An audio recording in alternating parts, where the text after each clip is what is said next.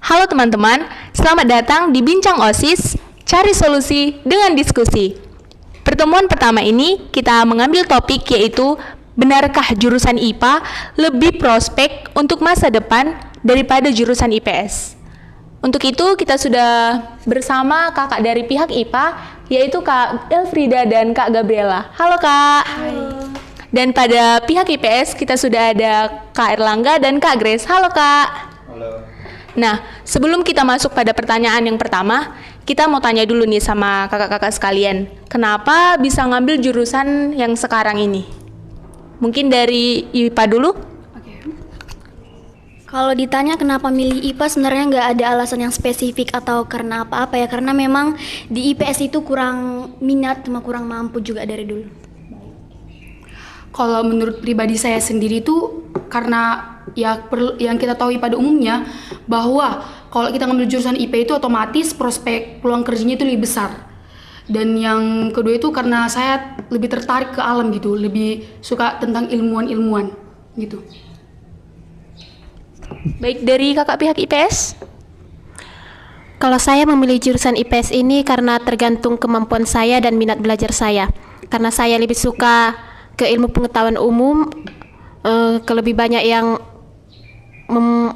menyuarakan pendapat, maka saya memilih jurusan IPS ini.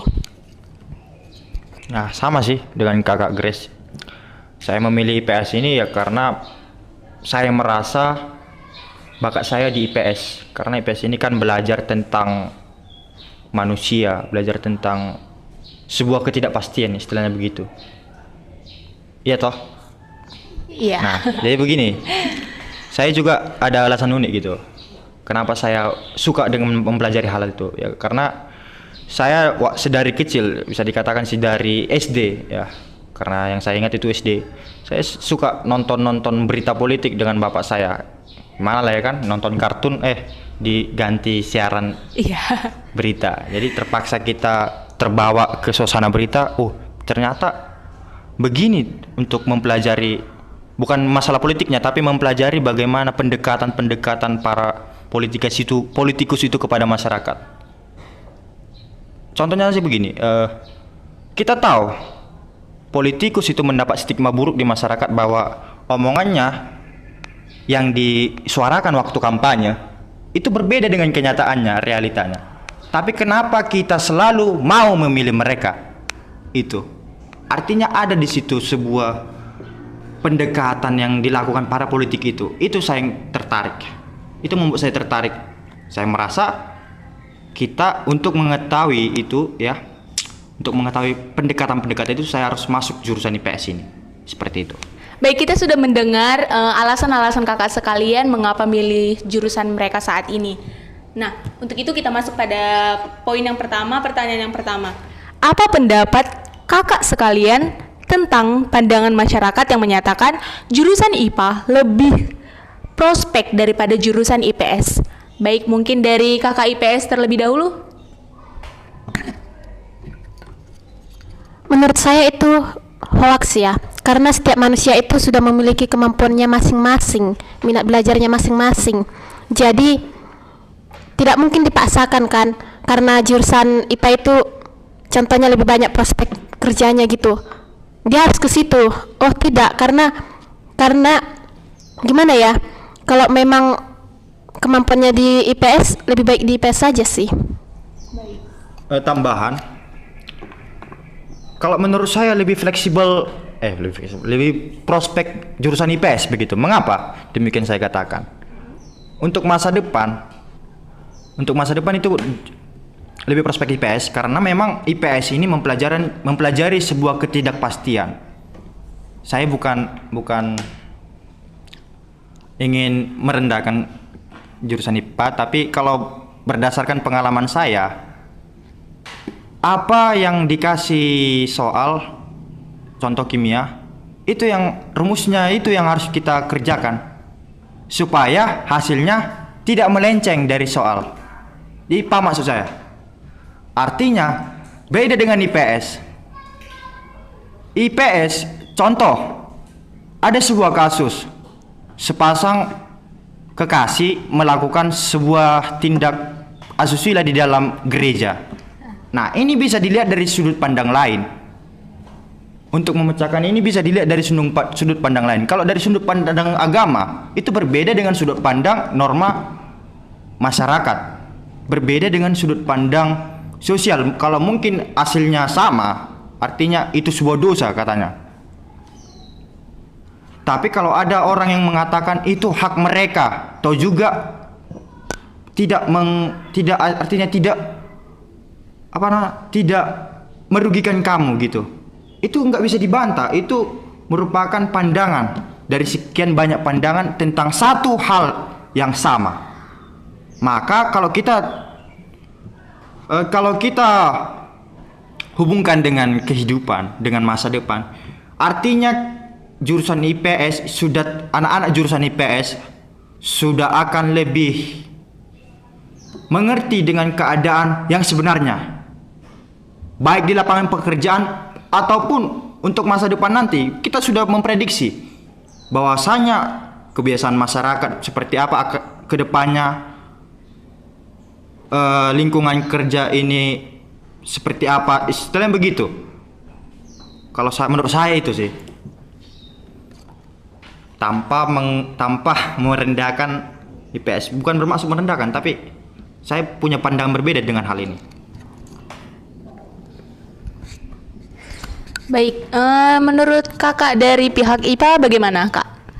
Baik, menurut kami ya relate aja sih.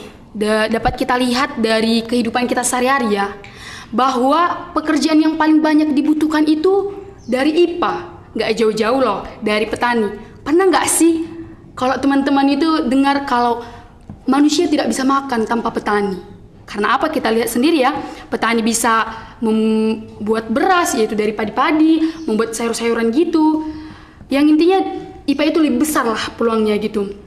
Baru seperti yang dikatakan saudara Erlangga tadi, bahwa IPS itu lebih besar peluang prospek kerjanya. Bukan baik. Prospek kerja, Tapi prospek untuk masa depan. IPS lebih fleksibel.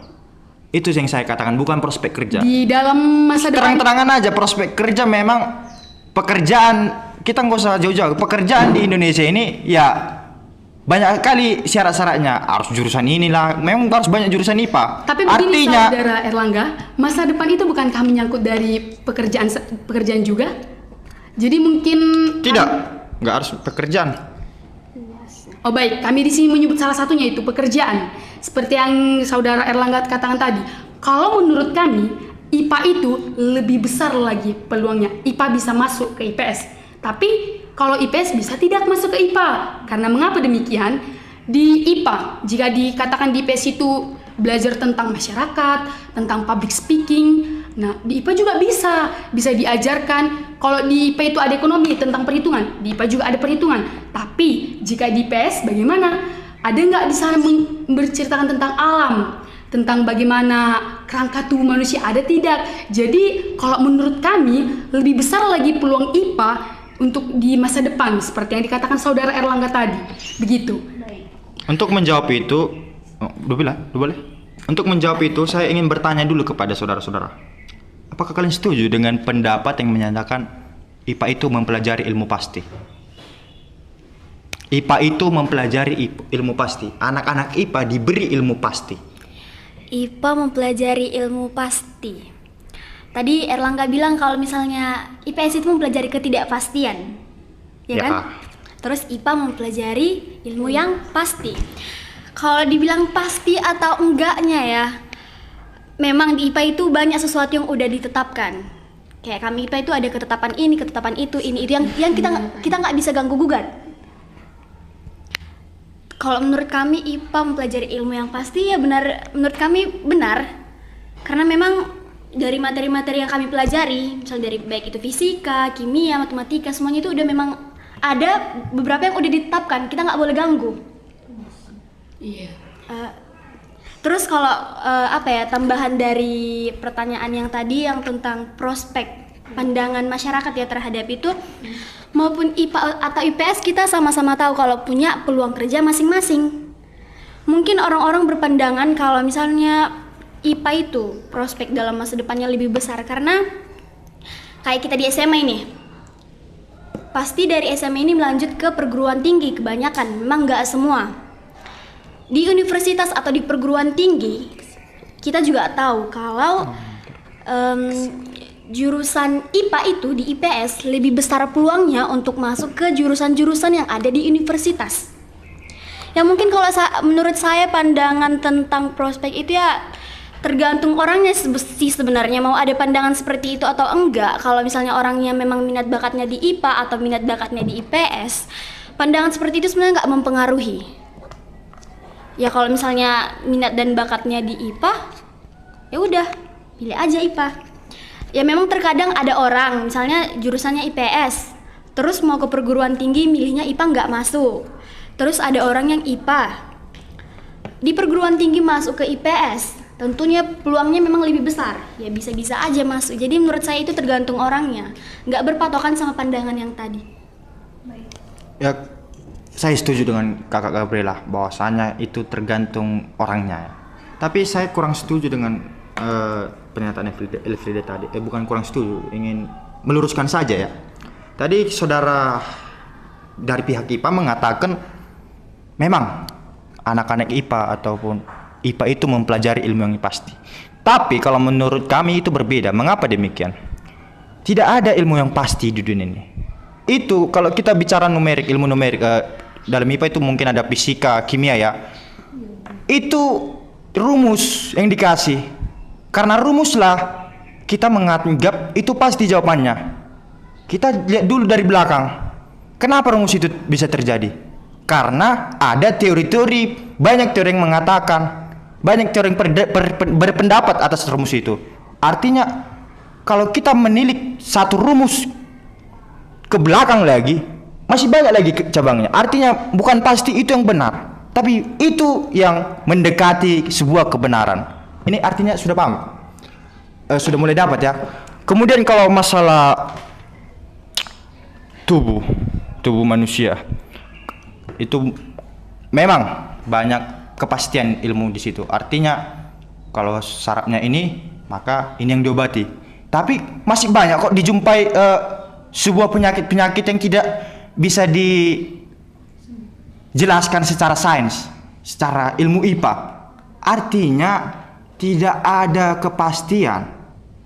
Di samping saya tadi mengatakan itu sebuah kepastian ya, yang barusan. Artinya secara umum tidak ada sebuah kepastian akan sebuah ilmu. Ilmu itu kalau sudah pasti dia nggak akan berkembang. Pahamnya? Iya.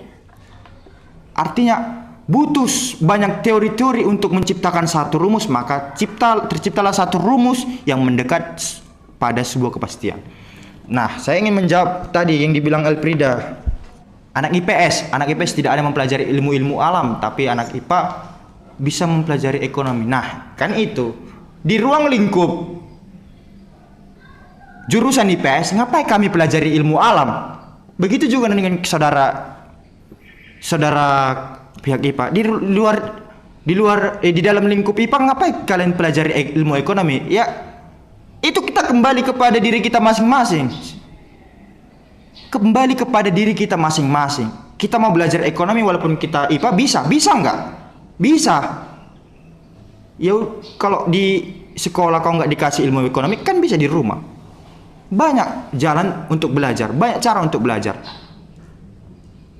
Itu tadi yang itu juga sudah saudara jelaskan kok.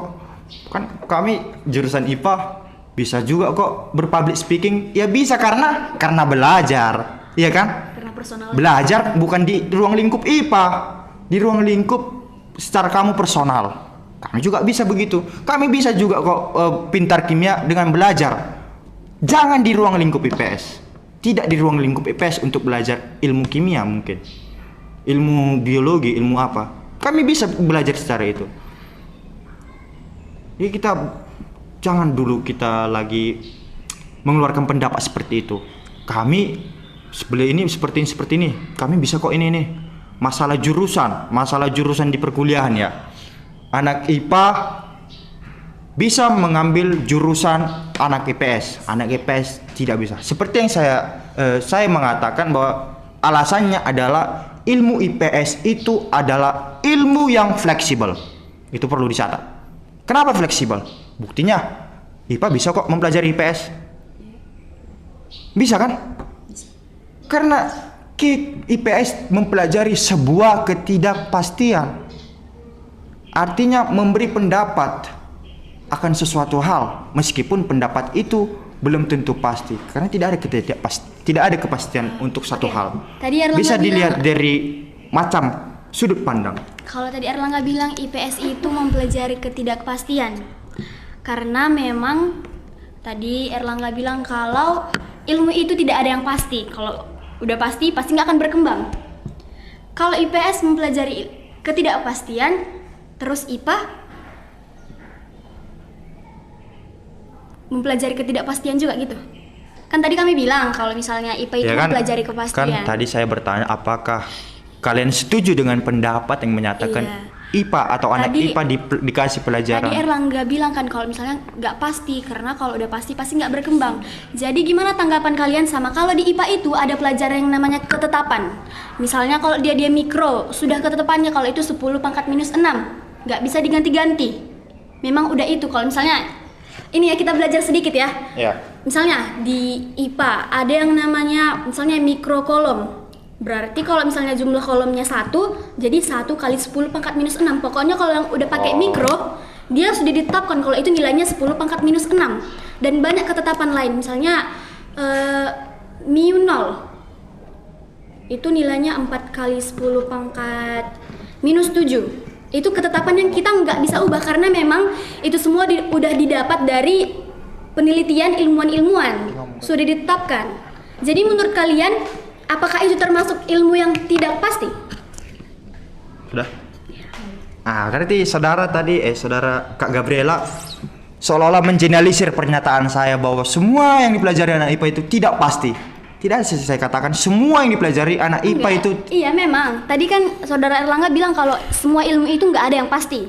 Karena kalau sudah pasti nggak bisa dikembangkan lagi kan karena udah pasti. Dalam hal proses berkembangnya ilmu itu tidak ada yang pasti. Artinya di dalam proses itu tidak ada sebuah kepastian. Jadi tadi kan Erlangga menanggapi kalau kan kami bilang tadi kalau menurut kami memang yang kami pelajari itu sesuatu yang pasti. Jadi dari ketetapan yang saya jelaskan tadi, ketetapan yang memang kita nggak bisa ubah-ubah karena memang sudah diteliti. Yang pastinya kalau sudah diteliti, sudah ditetapkan, udah melewati beberapa proses. Apakah itu termasuk ketidakpastian? Penelitian itu kan sebuah proses. Iya. Untuk mendapatkan sebuah ketetapan banyak sudut pandang kan? Iya. Nah, itu maksud saya tadi. Pastinya sudut pandang ini udah melalui pembicaraan kan pendiskusian para ahli-ahli, ilmuwan-ilmuwan makanya bisa ditetapkan. Apakah kalian menjamin ketetapan itu akan bertahan sampai selamanya? Ketetapan sebuah rumus yang saudara jelaskan tadi. Baik, di sini saya Artinya ilmu akan berkembang, saudara. Iya, pasti ilmu berkembang karena kayak yang tadi dibilang. Itu belum pasti itu abadi selamanya. Pasti akan ada muncul teori baru nanti yang menyanggah teori yang saudara jelaskan tadi. Saya yakin 100%. Iya, tahu kalau misalnya ilmu itu banyak teori-teori yang muncul untuk jangankan ilmu, ideologi aja pasti ada yang teori-teori yang mengapa masih kan? Tahu. Maksudnya kalau misalnya dari sudut pandang IPS, sesuai pertanyaan saya tadi berarti kalau seperti itu berarti ketetapan-ketetapan yang kami pelajari itu masih merupakan sebuah ketidakpastian karena masih pastinya bakalan dibantah dengan teori-teori nanti. Menurut kalian itu masih ketidakpastian? Ketidakpastian dalam hal yang kalian pelajarin itu maksudnya? Iya, karena kan menurut kami itu udah melalui berbagai proses, melalui pendiskusian oleh ahli-ahli. Bahkan kami sering nanya juga sama guru, Bu, ini kenapa ya segini? Ini kenapa ya segini? Guru pasti menjawab, ya karena itu udah ditentukan, udah diskusikan, memang segitu. Ini kan menurut pendapat kami, ini bukan menurut pendapat umum ya. Iya. Kalau menurut kami itu tidak pasti dalam hal untuk keabadian.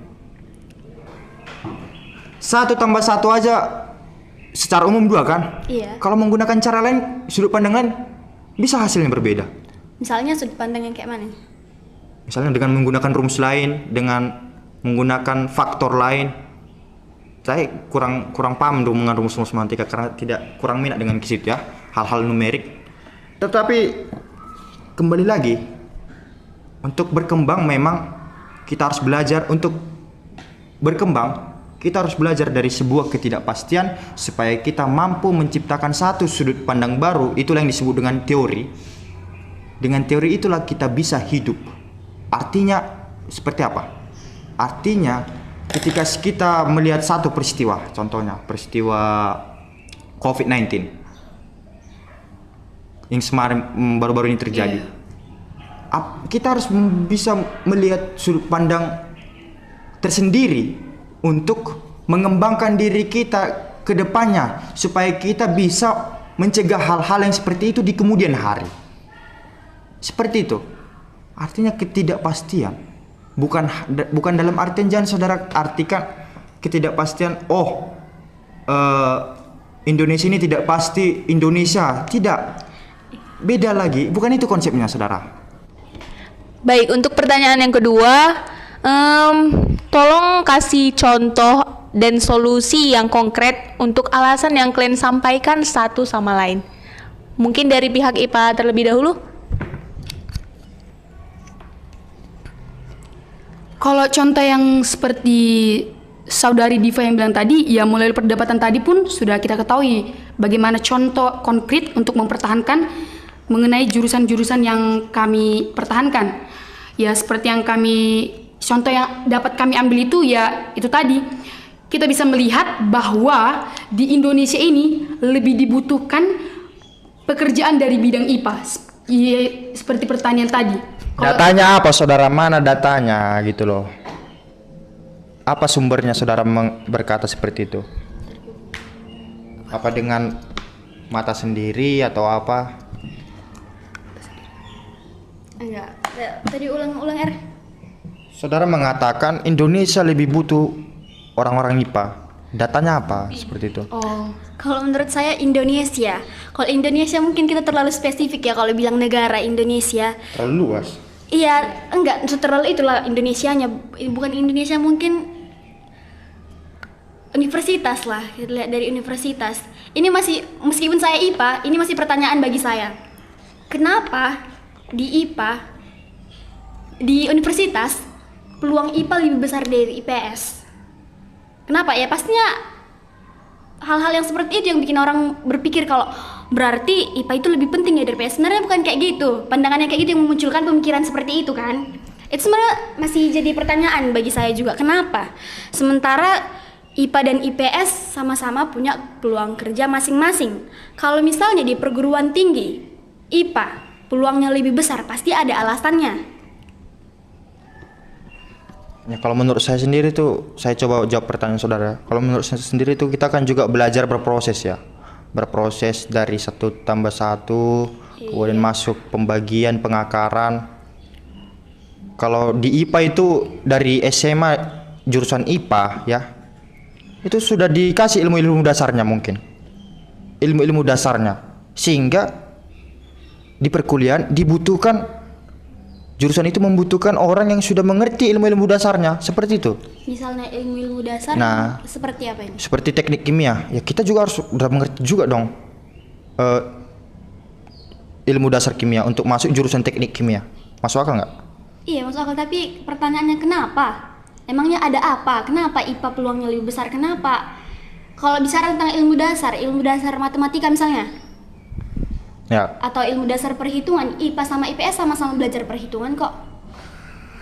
Ya pasti ada alasannya, misalnya dari mungkin prospek kerja di lebih luas untuk IPA, atau itu sebenarnya masih jadi pertanyaan juga bagi saya meskipun saya IPA. Ya sama sih. Tapi cuman mungkin itu menyangkut stigma masyarakat ya. Stigma masyarakat, pandangan masyarakat atau perspektif masyarakat tentang jurusan IPS. Karena di media sosial pun, di Facebook, Instagram, TikTok itu seolah-olah konten-kontennya itu seperti mengatakan bahwasanya anak IPA itu lebih condong dengan sebuah kepolosan, keculunan, sehingga mereka hanya fokus belajar dan muncullah perspektif mereka itu pintar-pintar. Baru kebalikannya itu jurusan IPS. Mereka itu digambarkan orang-orang yang tidak rapi, berantakan, suka tawuran mungkin, suka berantem. Mungkin dari stigma itulah sehingga perusahaan pun butuhnya yang terstigma sudah pintar seperti itu. Kalau menurut saya tidak mengeneralisir pernyataan saya ini. Padahal sebenarnya IPA sama IPS sama-sama suka tawuran ya. Iya. Kenyataannya seperti itu, tapi itulah sudah terstigma buruk di masyarakat. Tidak buruk-buruk amat, tapi kebanyakan. Tapi kalau menurut gue si Erlangga yang bilang itu kalau anak IPS lebih berantakan daripada anak IPA, sebenarnya itu salah. Kenapa? Bukan Pandangan stigmanya. orang. Oh benar. Orang kan selalu bilang gitu. Lihat di konten-konten Iya, kalau IPS itu Facebook. dibilangnya lebih nggak teratur. Oh gara-gara itulah apa Iya. istilahnya itu. Tapi sebenarnya nggak karena itu. Ya pastinya ada alasan tertentu. kenapa. Kalau menurut kalau kami itu, kalau pandangan masyarakat itu salah. Karena kalau melihat dari kayak kau bilang kerapian tadi, sebenarnya lebih rapinya anak IPS daripada anak IPA. Kayak contohnya, kalau untuk tampil ke depan umum itu, bukankah kerapian harus akan diperhatikan juga? Kalau anak IPA, kalau udah bekerja itu pasti tidak memperhatikan bagaimana kondisinya, apalagi kalau dalam perhitungan. Bisa saja rambutnya sudah seperti disambar petir atau bagaimana. Berbeda dengan anak IPS. Anak IPS jika tampil depan umum itu harus memperhatikan apanya. Jadi kalau menurut pandangan masyarakat itu tuh salah lah itu. Saudara lari-lari ya. Itu kan yang saya katakan. Jelasnya kalau kerapian itu tergantung orangnya nggak sih, mau dia IPA atau IPS. Ya. Kerapian itu kepribadian diri sendiri. Ya. Jadi nggak mempengaruhi jurusan Ini IPA atau kenapa IPS. ketika saya mengatakan ada saya katakan poin anak IPA itu nggak rapi, ya itu aja yang dibahas-bahas sehingga masuk lah ini. Coba kita lihat poin-poin saya yang berikutnya. Anak IPS itu tidak rapi, cenderung terstigma buruk karena suka tawuran, berantem dan segala macam. Coba kita lihat dari perspektif itu, kenapa demikian? Awalnya ada perspektif seperti itu dari mana ya?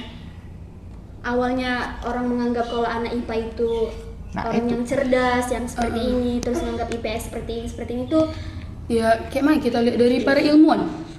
Atau mungkin cenderung karena anak IPA lebih belajar ke perhitungan sehingga masyarakat mengira kalau belajar perhitungan pasti lebih pintar. Iya, saya juga seperti itu. Iya. belajar perhitungan. Waktu SD itu saya seperti itu memang. Kalau mau nilai tinggi, saya lebih fokus belajar matematika daripada belajar ilmu lain, pelajaran lain, mapel lain. Iya. Ternyata karena kalau di sekolah juga kan banyak murid gitu atau siswa yang kayak kalau misalnya nggak bisa matematika bakal nggak bisa masuk ke 3 besar. Muncul lagi lah stigma. Kenapa bisa keluar pendapat kayak gitu? Sehingga muncul pendapat-pendapat argumen masyarakat. Banyak. itulah yang dipelajari IPS, saudara-saudara. Sebuah berbagai pandangan-pandangan itu, sebuah ketidakpastian. Itu yang maksud saya tadi. Seperti itu. Iya, balik lagi. Kalau nggak ada IPA, kayak yang aku bilang tadi, kan kayak kita bisa makan itu, bisa tahu kayak mana zat-zat terkandung dalam makanan itu kan dari anak IPA juga. Kan IPA. Nanti saudara mengatakan lah kalau kalau dibelajar IPA itu kami belajar pertumbuhan manusia. Saya katakan ya, hal-hal seperti itu sangat kuno untuk dikatakan. Belajar zat makanan itu kan sudah, saudara sebentar, itulah ruang lingkupnya mempelajari zat makanan. Kita jangan mengeluh kami IPS tidak belajar zat makanan. Ya sudah, itu pilihan kalian, itulah pelajari. Baru saya paling kesal dengan pernyataan di biologi itu dipelajari pertumbuhan, dipelajari sebuah pertumbuhan manusia. Emang kalau kami nggak belajar biologi kami nggak bertumbuh gitu anak IPS? Begini, kayak mana artinya untuk mempertahankan jurusan kami sendiri. Kalau yang kau bilang menurut tadi itu, ya itu karena mempertahankan jurusanmu. Bisa saja kami mengatakan kalau yang kau bilang itu menurut tadi, itu menurut pandangan IPS. Kayak mana sih anak IPS ini nggak berkembang kali? Ya bisa saja, itu kan menurut pendapat sendiri. Ya maksudku kayak mana supaya kami dapat mempertahankan argumen yang kami keluarkan? Mempertahankan argumen pun jangan. Kamu tidak bisa mengatakan bahwa pikiran-pikiran seperti itu pikiran kuno. Bisa saja kami berkata kalau mau balik, menurut saya itu kalau mau kuno. balik seperti awal lagi kami bilang pun perkataan yang saudari Erlangga bilang itu perkataan kuno. Mau balik lagi kami gimana? Bisa kan? Saya sering sekali mendengar itu di lingkungan ini, mungkin saya nggak tahu di lingkungan secara umum ya. Tapi yang saya dengar keseringan itu di biologi dipelajari pertumbuhan manusia. Emangnya kalau IPS nggak belajar biologi kami nggak bertumbuh. Jurusan kami kayak yang seperti yang aku bilang tadi Ya kan? di prospek pekerjaan paling penting itu kan manusia apa di IPA. Karena apa? Terlahirnya manusia pintar itu bisa kita sangkut pautkan ke dalam olah makanan. Siapa yang memperhatikan tentang gizi, tentang kadar Iya. apa yang bukannya anak IPA bukan? Bisa juga kita sangkut pautkan dengan cara pandangannya tentang masyarakat, Kenapa demikian? tentang manusia. Begini saudara, kalau saudara dikasih zat-zat yang baik untuk perkembangan saudara, untuk kepintaran, dianggap untuk kepintaran saudara, tetapi saudara tidak belajar untuk bisa berpikir secara kritis, apakah itu bisa 100% menjamin saudara pintar? Nggak bisa. Artinya kita juga harus bisa berpikir. Kita tidak bisa. Itu tadi saya katakan, jangan mengambil sebuah kesimpulan dari tentang suatu hal dari satu sudut pandang. Ini saudara mengambil kesimpulan bahwasanya orang pintar dengan sudut pandang, orang bisa pintar dengan sudut pandang dikasih makanan-makanan, zat-zat IPA, IPS, zat-zat yang dipelajari di IPA. Nah itu maksud saya loh saudara. Kalau bicara tentang kepintaran sebenarnya nggak Iya. pengaruh mau dia dipelajari IPA Saudara- atau IPS.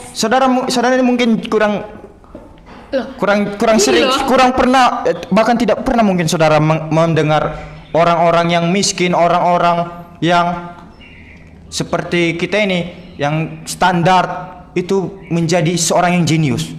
Banyak. Artinya mereka tidak punya akses untuk mendapatkan makanan yang sehat setiap hari, makanan yang bergizi untuk kepintaran. Lalu kenapa bisa bisa keluar kalau bahwa makanan itu bisa mempengaruhi pintaran? Kenapa bisa ada pendapat seperti itu? Kalau itunya mau kau apakan? Makan itu udah naluri kita loh saudara, naluri kita untuk mempertahankan hidup. Karena itu merupakan hasil dari sebuah kerja keras nenek-nenek moyang kita dulu. Mengapa demikian? Begini, nenek moyang kita, manusia purba itu bertahan hidup dengan cara berburu, kalau tidak mengambil buah atau makanan atau sejenisnya dari hutan. Dari mana nenek moyang kita tahu sebuah buah itu bisa dimakan? Kalau tidak melalui sebuah pengorbanan, ada salah satu atau salah 1000 atau salah banyak orang nenek moyang kita yang meninggal keracunan karena buah-buah tertentu. Artinya mereka kawanannya belajar, oh buah ini tidak bisa dimakan. Ya, meskipun saya tidak mengesampingkan kita butuh banyak penelitian sekarang untuk menciptakan makanan istilahnya makanan lain, karena kita sekarang sedang menghadapi krisis pangan. Saya tidak membantah bahwa kita butuh ilmu IPA di situ. Begitu. Jadi kalau kau bilang yang kayak gitu Erlangga, kenapa lah bisa ada kayak keluar kayak misalkan meminum vitamin ini bisa membuat pintar, meminum ini bisa membuat pintar, meminum ini bisa Meningkatkan membuat daya pintar. ingat. Iya. Apakah saya juga bertanya lagi, apakah memang betul pintar kita meminum sebuah vitamin? Betul kita dibuat pintar? Kalau Menurut Anda bagaimana sebuah kepintaran? Apa arti sebuah kepintaran? Perspektif tentang pintar banyak. Pintar tentang jago berhitung pintar, jago ngomong pintar. Artinya kalau mengapa dikatakan minum vitamin ini bisa membuat pintar, itulah tadi dari sebuah proses penelitian. Itu sebenarnya nggak membuat pintar tapi membantu. Misalnya kayak kerja Nah, otak ya. iya. Kerja otak itu iya, Lebih kayak kerja otak itu terstimulus lah. kalau misalnya lambat bergerak ya lambat juga berpikirnya. Tapi misalnya kayak vitamin, pasti ada vitamin tertentu yang bisa membantu sebenarnya, bukan bikin pintar. Bukan berarti orang bodoh kalau minum vitamin ini jadi pintar, bukan kayak gitu sebenarnya prosesnya. Setuju. tuh tadi ini kita kayak mau membicarakan lebih peluang prospek pekerjaan mana tadi kan? Ya baik lagi sih, aku lebih masih berpihak ke IPA karena yang kayak ilmu itu lebih membantu otak atau kayak manapun itu apa sih fungsinya vitamin itu, kan yang bekerja di situ anak IPA juga. Bagaimana cara penelitiannya itu? Ya. Dan yang mengelola perusahaan yang membuat penelitian itu cenderung IPS. Itulah ilmu ekonominya ada di situ. Lah, kalau nggak Ya, ada aneka jangan- berarti nggak ada IPS dong. Kita jangan menghindarkan sesuatu hal yang kita tidak suka, tetapi itu benar. Itu loh. Itu benar adanya. Seperti saudara seperti tidak mengkendaki kehadiran anak-anak IPS dalam sebuah. Bukan tidak mengkendaki kehadiran. Balik lagi seperti ke awal tadi Erlangga. Dari awal pun sudah kamu bilang kepada kami kalau prospek peluang paling kerja itu anak IPS. Kamu harus ingat loh dengan kata-kata awal Ya tadi. betul, saya setuju. Lah, Bukan prospek jadi kerja, bagaimana kalau maaf, bukan prospek kerja, prospek masa depan. Ya, kan kayak bilang tadi di masa depan itu apa yang ada apa aja di situ? Pekerjaan juga kan? Kan kalau orang bilang itu kan, "Ih, bagaimana sih masa depanmu nanti?" Itu Kamu membilang kira- kamu pekerjaan, kira- bagaimana- tentang kehidupannya nanti. Bukan masalah kerja, prospek masa depan. Saya tidak membilang saudara, prospek masa sebentar, depan itu tidak hanya sebentar. pekerjaan saja, tapi itu sudah menjadi salah satu kan? Sebentar.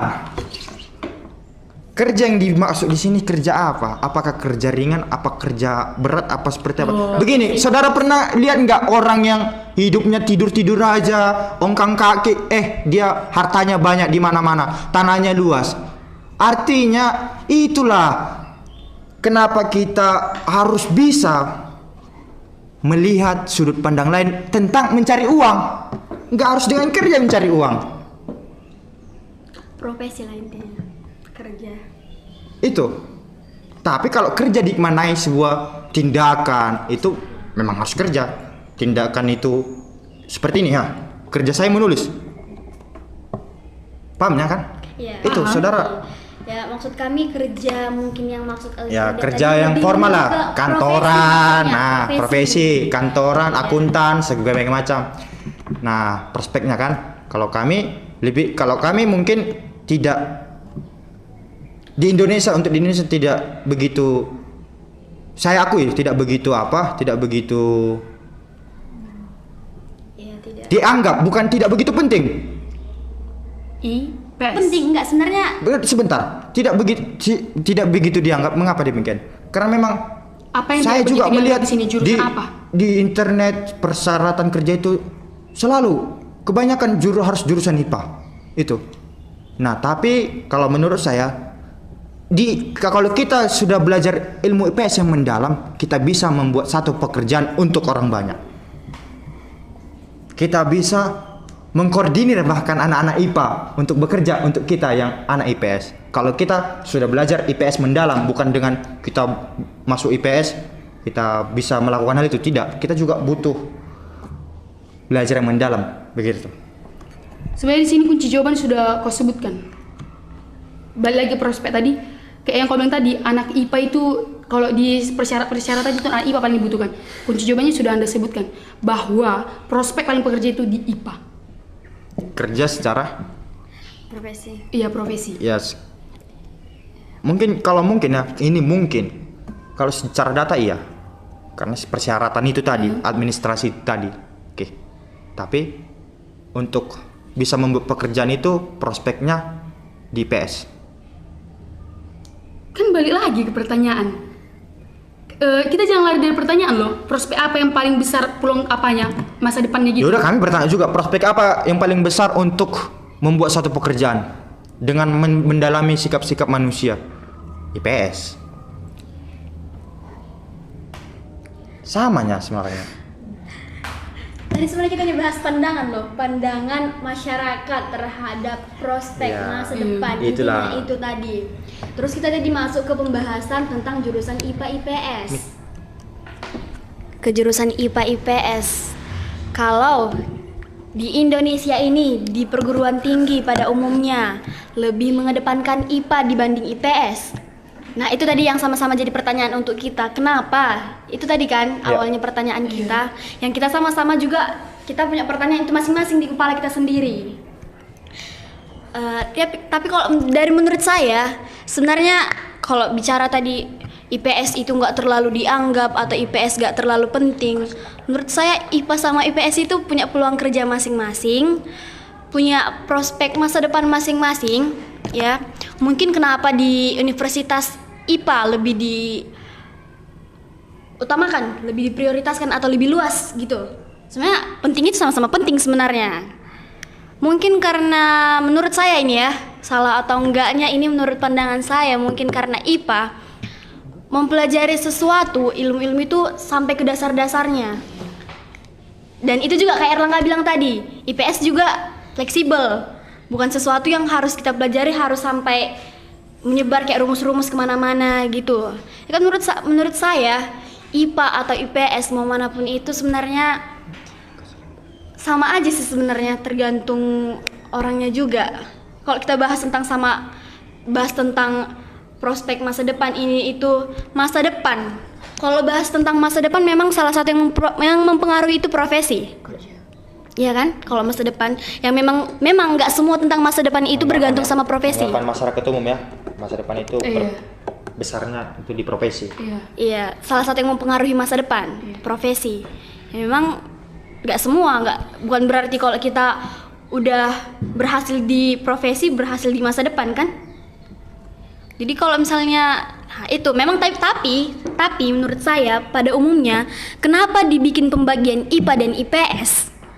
Pasti tentunya yang dua ini digolongkan karena kepentingan profesi. Iya nggak sih? Setuju. Iya kan?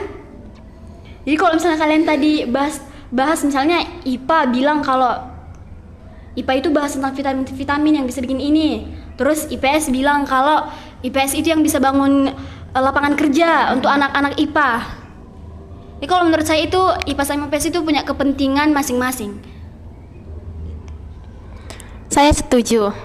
Memang kalau dilihat dari sudut pandang yang lain, banyak karakteristik antara jurusan IPA dan IPS yang saling bertentangan, ada juga yang saling berkaitan. Karena menurut saya setiap orang itu mempunyai kualitasnya masing-masing. Ada juga orang yang di jurusan IPA yang kalau dari sudut pandang orang lain, IPA itu lebih banyak peluang prospek kerjanya. Nah, kalau si individu ini atau si orang ini yang milih jurusan IPA ini atau di jurusan IPA ini tidak berkualitas, sama saja. Ada lagi pandangan yang bilang IPS itu sedikit peluangnya. Tapi kalau orangnya ini memang berkualitas, pasti sudah menentukan lah pekerjaan yang akan dia dapatkan di masa depan nanti gitu. Nah, jadi kita jalannya enjoy saja karena kalau memang kita mempunyai kemampuan